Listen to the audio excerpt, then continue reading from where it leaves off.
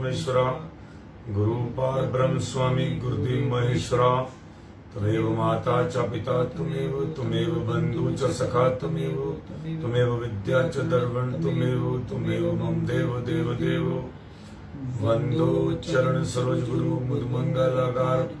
जैसे वतन होते हैं भवसागर से पार, गुरु जी की सिमरन मात्र से नाशत विघ्न अनंत, तासे सर्वप्रम निध्यावत है सत्संग। आप प्रगटे जगत में जीव का निस्तार में, शब्द न बनाए सुंदर जीव का होता। नम्रता और दीनता से भेंट सद्गुरु लीजिए, मैं हूँ शरणागत तुम्हारा दास। बोलो जयकारा बोल मेरे श्री गुरु महाराज की जय। आज 21 जून 2022 वार मंगलवार, हम अमृतवाणी सेवा ट्रस्ट एवं श्री हरिहर सत्संग मंडल की तरफ से अपना दैनिक सत्संग का कार्यक्रम शुरू करते हैं। अमृत वचनों के साथ अमृत वचन।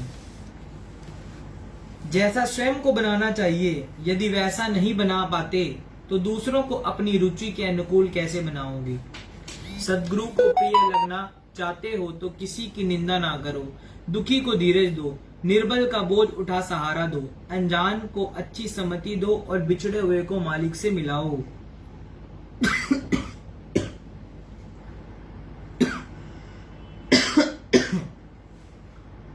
सद्गुरु से निभाना गुरुमुख का परम कर्तव्य है।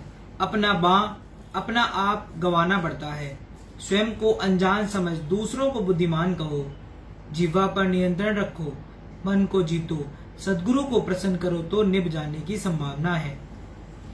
तुम्हें सद्गुरु ने असीम कृपा करके शरण में रखा है, सेवा करने के लिए तथा आत्मिक उन्नति के लिए। यदि ऐसा स्वर्ण अवसर को गफलत और आलस्य के कारण हाथों से खो दिया तो फिर न जाने कब ये अवसर हाथ आए। इसलिए तन प्राण से सेवा और भजन करके इस अवसर से लाभ उठा लो, ताकि इस मनुष्य जन्म का पूरा लाभ प्राप्त हो। सेवक कहलाना तो सरल है, परंतु सेवक बनना बड़ा कठिन है, क्योंकि सद्गुरु सेवक के अंदर से खोट उसी तरह निकालते हैं जैसे सुनार सोने की कुठाली से गर्म करके उसका खोट निकालता है।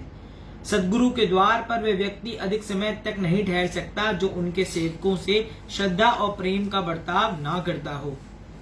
सच्चे सेवकों की जीवनी पर विचार करने से हम स्वयं यह देख सकते हैं कि किस सीमा तक हम गुरु भक्ति में दृढ़ हैं और हम में सेवकाई का अंग किस सीमा तक समाया हुआ है। उन सेवकों के जीवन चरित्र से यह विदित होता है कि उन्होंने सेवक धर्म निभाने के लिए कितनी कुर्बानी की, कठिनाइयां, निरादर और उलाहनों की परवाह न की, यहाँ तक कि तन भी निछावर कर दिया। अब हम उनकी तुलना में अनुमान लगाएं कि हमने कितनी कुर्बानी की है। जिस सीमा तक कुर्बानी होगी उसी सीमा तक हम भी शक्ति की दात प्राप्त कर सकेंगे। जिन्होंने अपना सर्वस्व तन मन धन सद्गुरु के चरणों में समर्पण कर दिया है, उन्होंने ही नित्य जीवन का आनंद प्राप्त किया है। ऐसी त्याग की मूर्तियों को उनके जीवन काल में लोग चाहे कुछ भी समझे, परंतु मरणोपरांत उनकी महिमा गायन नहीं करते या गाते। ऐसी महान विभूतियां अपने जीवन काल में सद्गुरु के वचन अनुसार चलकर महान आदर्श स्थापित कर देती हैं। सेवा से हीन तथा प्रमादी चाहे हजारों हो तो उनका अनुसरण करना ना करना, सेवा में सतर्क चाहे एक ही हो तो भी तुम उसका अनुकरण करो। सन्यासी उसे मत कहो जो व्यर्थ भ्रमण करता फिरे, परंतु जो अधिक से अधिक मालिक के निमित्त कार्य करे उसे सच्चा सन्यासी समझना चाहिए। बाहर से त्याग और अंदर में कामनाएं भरी हों तो वह त्यागी नहीं है। वास्तव में सच्चा त्यागी वह है जिसके मन में कोई कामना या कोई इच्छा ना हो और हर परिस्थिति में मालिक की मौज में रहकर उसकी याद में लीन रहे।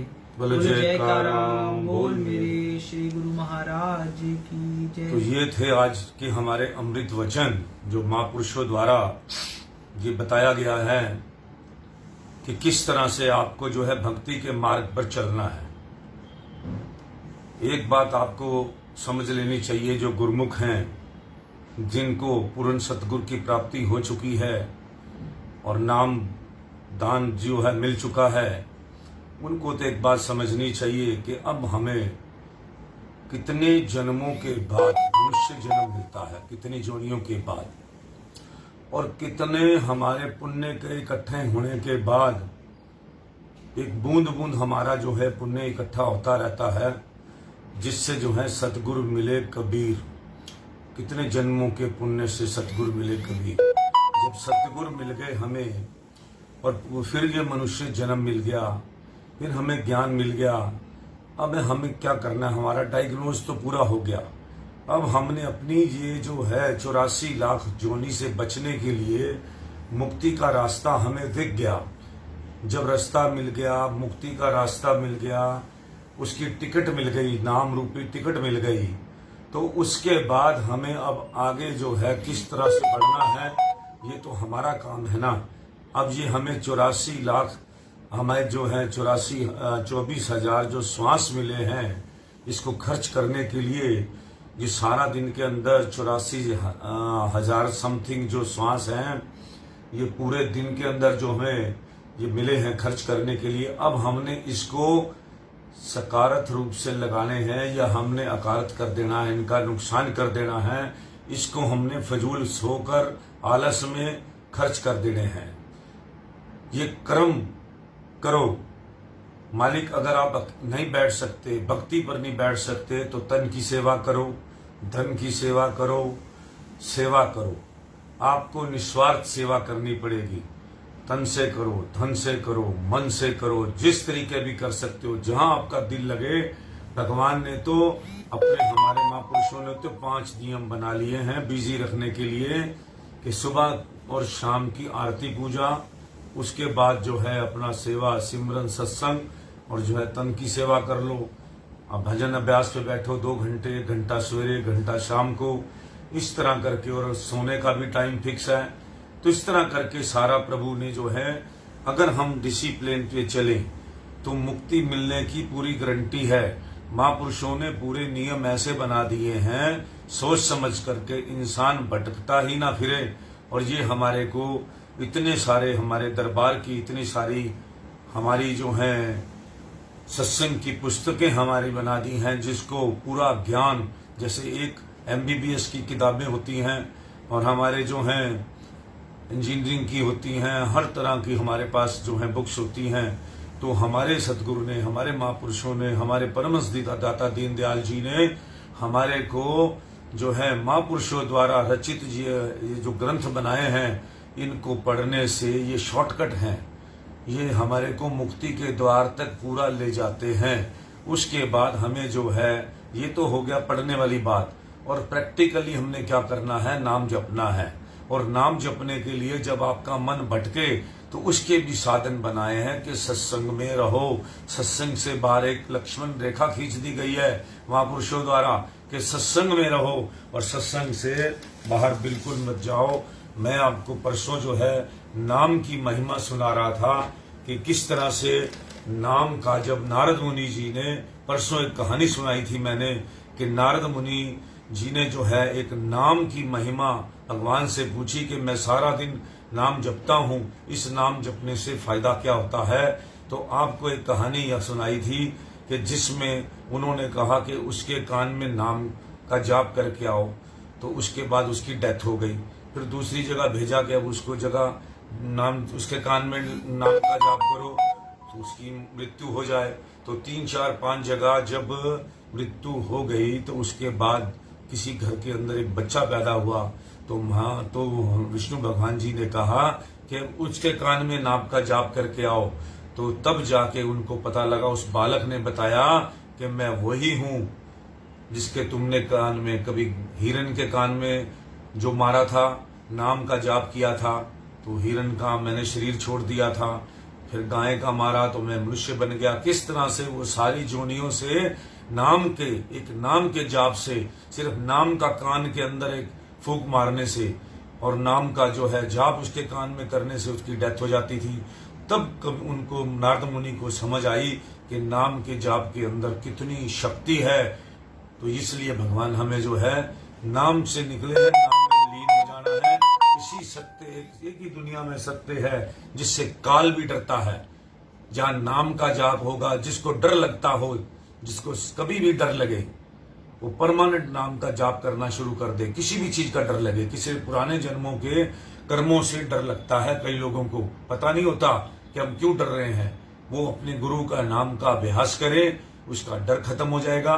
जिसकी बीमारी डायग्नोज नहीं हो रही वो नाम का अभ्यास करे। जिसने गुरुओं का नाम नहीं ले रखा वो अपने जो हमारे हिंदू धर्म के अंदर ओम नमो शिवाय, जिसको भी जो भगवान अच्छा लगता है, जिधर भी उसकी सुरती जाती है, कुदरत उसी रूप में मिल जाती है, हनुमान जी के नाम का जाप करे। जो हमारे जो भगवान हैं, हमारे राम बने, कभी कृष्ण बने, कभी नानक रूप बनाए हैं, अभी तो मेरे सतगुरु प्यारे संत रूप धराए हैं। तो भगवान जो है जिस जिस रूप में हर टाइम में, ये कभी हो नहीं सकता कि कोई भी युग जो है बिना भगवान के रहा हो। साकार रूप में भगवान उपस्थित रहे हैं। अब जो कर्मों वाले लोग हैं, हमारे जैसे लोग हैं जो शुभ कर्म किए, जिनको सतगुरु मिले, कबीर जिनको हमारे जो हैं जितने पहुंचे हुए हमारे को सतगुरु मिल चुके हैं, इतना बड़ा दरबार मिल चुका है। आपको सब पता है, जो दरबार के लोग हैं उनको तो सारी बातें पता हैं, किस तरह से क्या क्या बातें हुई, क्या क्या कठिनाई हुई, कैसे हमें भगवान दूसरी पातशाही जी को, महाराज जी को कैसे परमहंस जी ने कहा कि इन्होंने सब अपना जो है इतनी संपूर्ण भक्ति कर ली है कि इन्होंने सबको पार कर लिया। राम कृष्ण कबीर गुरु नानक देव जी के सबको जो है इतनी भक्ति जो ये पूर्ण संत बन चुके। तो इसी तरह हमारे उन बातों को हमारे जो हैं, हमारे जितने भी हमारे परमहंस जी महाराज जी के जितनी अभी हमारी पातशाही चल रही हैं, इस टाइम दरबार अभी जो है कलयुग के अंदर इनके जिम्मे हैं। अपने जो है महापुरुष जो है जिन्होंने अपने जितनी भी उनकी रूहें हैं वो सभी रूहों को जागृत कर रहे हैं। अब कैसे सतगुरु महाराज जी किस उम्र के अंदर भी जाकर किस तरह जाके अपनी रूहों को जगा रहे हैं, चेता रहे हैं, नाम का उपदेश करने के लिए कह रहे हैं, नाम जपो, नाम जपो, नाम जपो। किस तरह से पाकिस्तान में गए, किस तरह से दुबई में गए, अभी किस तरह से ऑस्ट्रेलिया में महाराज जी गए, किस तरह से सारी जगह नाम का जो है डंका बजाया। अपनी जागृत रूहों को बुला बुला के भगवान खुद जाकर अपना जो है अपनी रूहों को जो है जागृत कर रहे हैं कि अब जो है समय है आपके जागने का। जहां रूहें जो हैं हमारी पैदा हो रही हैं, जा रही हैं प्रभु के साथ जो हमारे जुड़े हुए हैं, इसके पीछे कारण ये नहीं है, ये हमारे पुराने संस्कार हैं, पुराने कर्म हैं। और महापुरुष कहते हैं कि आप हमारे साथ आज के नहीं जुड़े हुए, हमारे साथ आप जन्म जन्मांतरों से जुड़े हुए हो और हमारी रूहें हमारे साथ ही चलेंगी। तो इसीलिए इतना आपको हमें धन्य समझना। वीआईपी जो हैं वो भक्त हैं।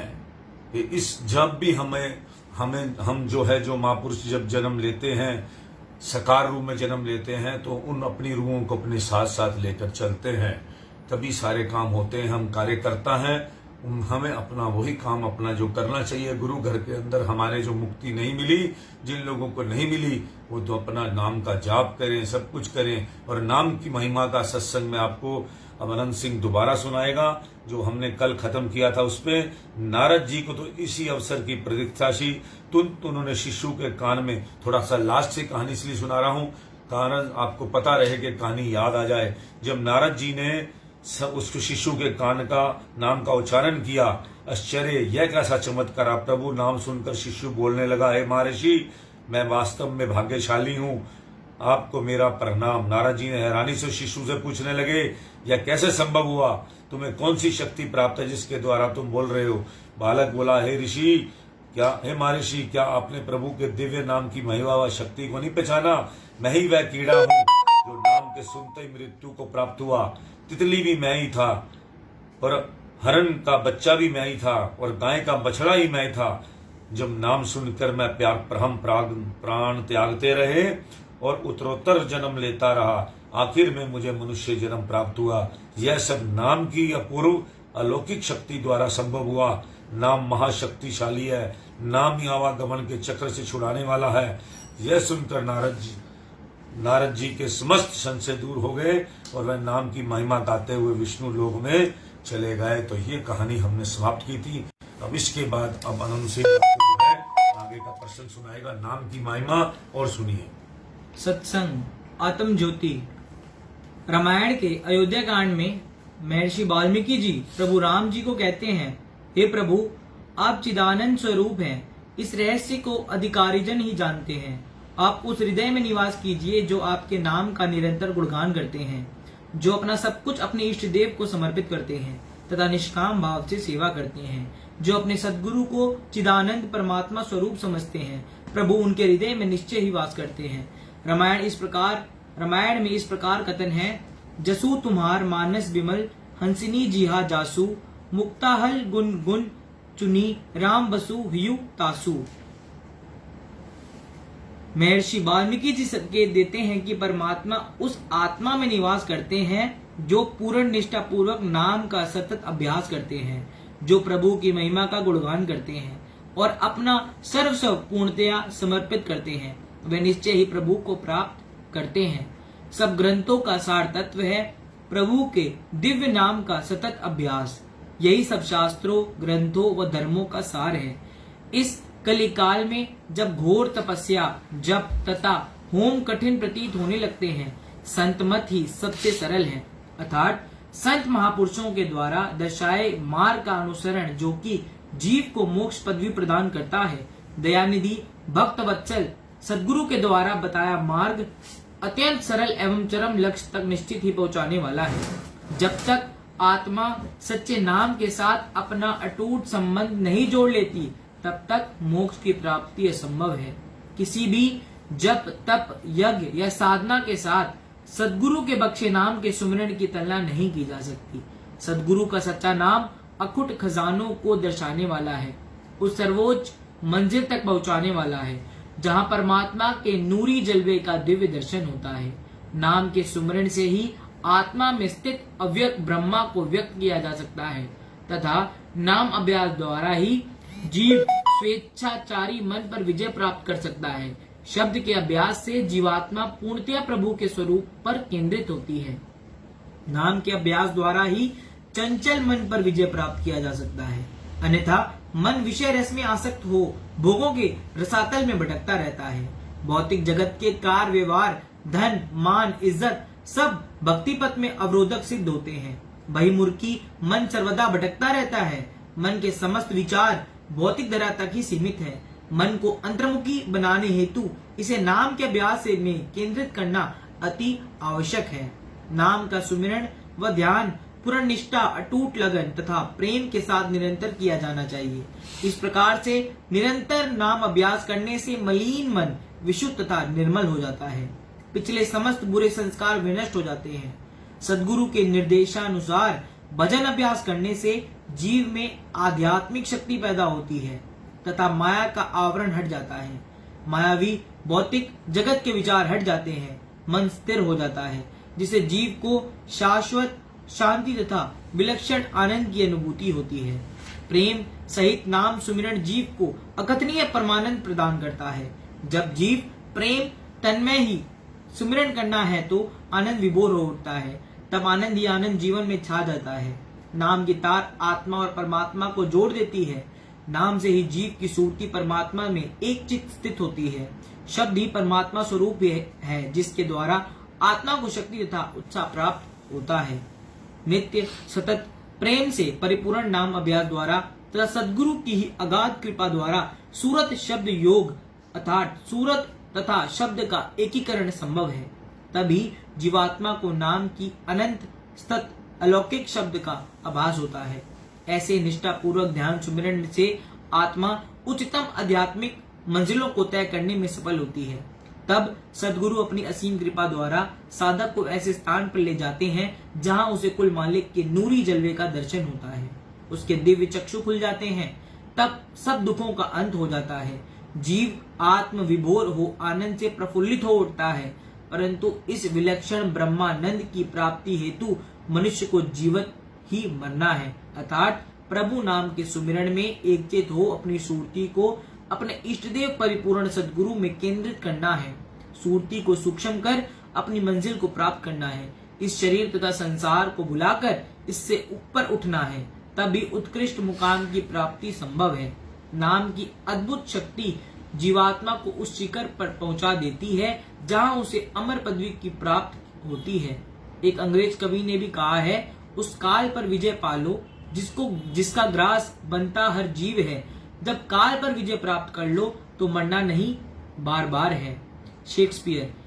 अथवा साधन व लगन के साथ जब जीव नाम के अभ्यास में निरंतर तल्लीन रहता है, प्रभु नाम का श्रद्धा सहित चिंतन करता है, तो निश्चय ही वह भवसागर पार हो अमर पदवी को प्राप्त करता है। नाम वह सीढ़ी है जिसके द्वारा परमात्मा तक पहुंचा जा सकता है। समस्त धर्म ग्रंथों के अनुसार जीवन का चरम लक्ष्य है प्रभु परमात्मा की प्राप्ति। जब आत्मा परमात्मा के नूरी स्वरूप में तन्मय हो जाती है, प्रेम से ओतप्रोत नाम के सुमरण में एकचित स्थिर हो जाती है, तभी कुल मालिक की प्राप्ति होती है, अर्थात अमरता प्राप्त होती है। मुनि मार्कंडेय जी की निम्नलिखित कथा द्वारा इस तत्व को दर्शाने का प्रयत्न किया गया है। मुनि मृकंड जी ने घोर जप तप द्वारा भगवान शिव जी को प्रसन्न कर लिया। भगवान शिव जी ने अति प्रसन्न होकर उन्हें दर्शन दिए तथा उनसे वरदान मांगने को कहा।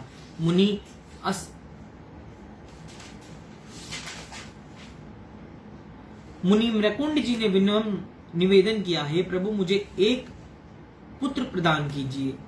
भगवान शिव जी ने प्रश्न किया, मुनिवर तुम्हें लंबी आयु वाला गुणहीन पुत्र चाहिए कि छोटी आयु वाला गुणवान शीलवंत पुत्र चाहिए?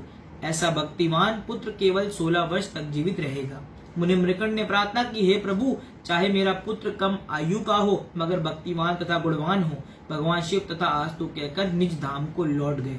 कुछ ही समय बाद मुनिवर के घर एक सुंदर सुशील पुत्र का जन्म हुआ जिसका नाम मार्कंडेय रखा गया। मुनिवर के पुत्र व्यक्तित्व अत्यधिक आकर्षक तथा गौरवपूर्ण था। शीघ्र ही वह शास्त्रों के ज्ञान तथा उत्कृष्ट विद्या में प्रवीण हो गया। बालक की हर कोई प्रशंसा करता। समय बीतता जा रहा था। 16 वर्ष पूरे होने को आए। मार्कंडेय के जीवन का आखिरी दिन शेष था। उसके माता पिता अति उदास थे। माता के तो अश्रु रुकते ही ना थे। अपने माता पिता को ऐसी दयनीय दशा देखकर मार्कंडेय रह न सके। उन्होंने अपने माता पिता से उनके दुख का कारण पूछा। माता ने उसके जन्म के पूर्व का सारा वृत्तांत कह सुनाया। मार्कंडेय अति धैर्य वाले तथा वीर बालक था। उन्होंने अपने माता पिता को प्रणाम किया तथा कहा, हे माता मैं अटल विश्वास और श्रद्धा से नाम सुमरण कर निश्चय ही अमर पदवी को प्राप्त करूंगा। आप मुझे आशीर्वाद दीजिए। इस प्रकार अपने माता पिता का आश्वासन देकर बालक मार्कंडेय ने फैसला किया कि वह प्रभु के दिव्य नाम के एकचित सुमिरन द्वारा प्रभु को प्रसन्न कर निश्चय ही अमर तत्व को प्राप्त कर लेगा। तब वह बालक सागर के दक्षिण छोर की तरफ बढ़ता चला गया। वहां उसने शिवलिंग की स्थापना की और आसन जमाकर नाम सुमिरन में तन्मय हो गया। उसने अपना ध्यान भगवान शिव की ओर पूर्णतः केंद्रित कर दिया। इस प्रकार जब मार्कंडेय ध्यान मगन बैठे थे, यमराज उन्हें लेने के लिए आ पहुंचे। यमराज ने अपना फंदा उस पर डाला। बालक अति विनम्र भाव से कहने लगा, हे यमराज मुझे समय दीजिए जिससे मैं अपनी प्रार्थना पूरी कर सकूं। यमराज हंसने लगा, ए अज्ञानी बालक, मृत्यु अवश्यंभावी है। इसका समय निश्चित होता है, इसे कोई भी नहीं टाल सकता। बालक मार्कंडेय फिर भी साहस पूर्वक कहने लगा, मेरे शब्द अभ्यास में बाधा न डालें, मेरा निश्चय अटल है। यमराज कहने लगे, ए अज्ञानी, अगर तुम समझते हो कि प्रभु की शरण से जाने से तुम बच जाओगे तो ये असंभव है। इतना कहकर यमराज ने मार्कंडेय को बांध लिया और खदेड़ने लगे। तब भी मार्कंडेय ने साहस न छोड़ा, अपितु चेतावनी का स्वर में कहा, हे यमराज ये याद रखे कि जो भी प्रभु के नाम सुमिरन व अभ्यास में बाधा डालते हैं वे निश्चय ही कष्ट पाते हैं। यमराज क्रोधित होकर बोले, ए नादान बालक, अनगिनत लोग मेरे हाथों मृत्यु को प्राप्त हुए हैं, तुम भी मेरी ताकत आजमा लो। बालक मार्कंडेय सच्चे दिल से आर्त पुकार करने लगे, हे मेरे रक्षक, मेरी सहायता कीजिए। कैसा चमत्कार! भक्त की सच्ची हार्दिक पुकार सुनकर भगवान शिव स्वयं शिवलिंग में प्रकट हो गए। उन्होंने यम की छाती पर अपने चरण रखकर अपने भक्त को रिहाई दिलवाई और बालक को आशीर्वाद देते हुए कहा, हे मार्कंडेय, मैं तुम्हारी अटूट श्रद्धा और निष्ठा पूर्ण नाम सुमिरन से अति प्रसन्न हूँ। मैं तुम्हें अमर पदवी प्रदान करता हूँ। तत्पश्चात प्रभु अपने धाम को लौट गए और बालक अमरता का वरदान प्राप्त कर हर्ष पूर्वक अपने माता पिता के पास लौट गया। इतिहास साक्षी है कि ये बालक बाद में महर्षि मार्कंडेय के नाम से विख्यात हुए। अत्यधिक लगन व अथक परिश्रम द्वारा किया गया नाम सुमिरन साधक को निश्चय ही आंतरिक दिव्य शक्ति प्रदान करता है, जिसके द्वारा साक्षात परमात्मा का दर्शन होता है। विश्वास, प्रेम और निष्ठा से जो करता है अभ्यास, नाम सुमिरन में एक चित्त रखता प्रभु की आस, मालिक उसके बनते रक्षक हर श्वास श्वास लोक परलोक के बने साई रहते उसके पास। कोई भी साधक अगर प्रभु परमात्मा का दर्शन करने का इच्छुक है तो वे अपनी सुरती को अंतर्मुखी कर नाम अभ्यास में तल्लीन कर दे। प्रभु नाम अनंत शक्ति प्रदान करता है। बोलो जयकारा बोल मेरे श्री गुरु महाराज की। तो आज आपने सुना नाम की शक्ति। दुनिया के जितने भी ग्रंथ इकट्ठे कर लो, लास्ट में ये जो आपको ये कथा सुनाई है सब ग्रंथों का सार है। सभी दुनिया जितने वेद पुराण सबके कथा, बिना नाम के कोई शक्ति, और नाम की शक्ति में वो ताकत है। और आपने नाम की शक्ति का देखा होगा, कबीर साहब की शक्ति देखी होगी, आपने जितने संत महापुरुषों की देखी होगी शक्ति। नाम की शक्ति के साथ पत्थर को भी हीरे बना दें, पानी भी निकाल दें। कितना भारी जो है, कितनी बड़ी ताकत मिल जाती है नाम जपने से। तो इसलिए हमें ये सब देखते हुए अपना जो है भगवान की तरफ, चरणों की तरफ ध्यान लगाना है। कलयुग के अंदर जो है वो बड़ा जरूरी है। आज जिस तरह से चारों तरफ पांचों तत्वों का, काम क्रोध लोभ मोह अहंकार का पसारा है, हर टाइम हम परेशान हैं। उसके बाद भी लोग जो हैं उधर भौतिकता की तरफ बढ़ रहे हैं, इधर भगवान की तरफ लोगों का ध्यान नहीं है।